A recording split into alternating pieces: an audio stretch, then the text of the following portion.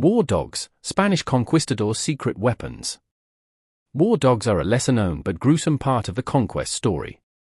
Spaniards brought large, aggressive breeds like mastiffs and greyhounds to the Americas.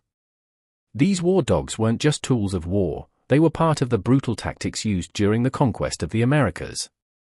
These dogs were trained as war dogs and used as psychological tools to create fear and terrorize indigenous populations, as weapons to chase and attack, and sometimes as executioners to kill human targets on command. Christopher Columbus himself noted that one dog was worth 10 soldiers during an attack in Jamaica. The dogs were unleashed with commands like "Tomalos, get them," and accounts describe them tearing through hundreds of natives in a single hour. The dogs brought to the New World were primarily large, powerful breeds suited for battle. These included Spanish Mastiffs, large, muscular, and fierce, weighing up to 250 pounds, were brute force attackers. Alanos, Spanish Alaunt, a now extinct breed known for strength and aggression. Greyhounds, used for speed and hunting down targets with lightning-fast strikes. Wolfhounds, sometimes mentioned for their size and intimidation factor. Dogs were trained to kill, maim, or chase indigenous people.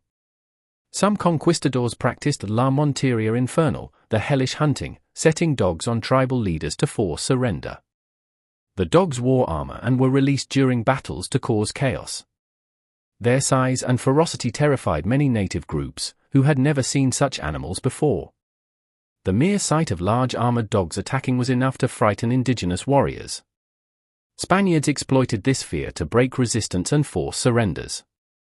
The dogs were used for torture and execution.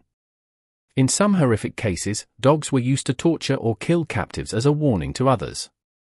Historical sources describe dogs being fed humans as punishment or intimidation. Dogs helped guard Spanish camps and track down fleeing natives. Their keen senses made them valuable in jungle or mountainous terrain. Some conquistadors and their dogs. Hernan Cortés, Francisco Pizarro, de Soto all used war dogs. Juan Ponce de Leon had a famous war dog named Becerrillo, who was said to obey only Spanish commands and was feared like a demon by natives. Vasco Núñez de Balboa reportedly used Becerrillo and other dogs to execute captives. Famous dogs included Bruto, who helped conquer Florida. Amigo, who fought in Mexico. Mohama, who earned a soldier's share of loot at Granada.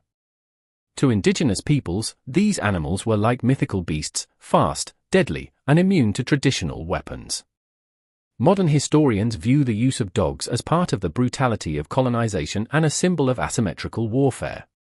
The use of dogs in such a manner was totally inhumane, horrible, criminal,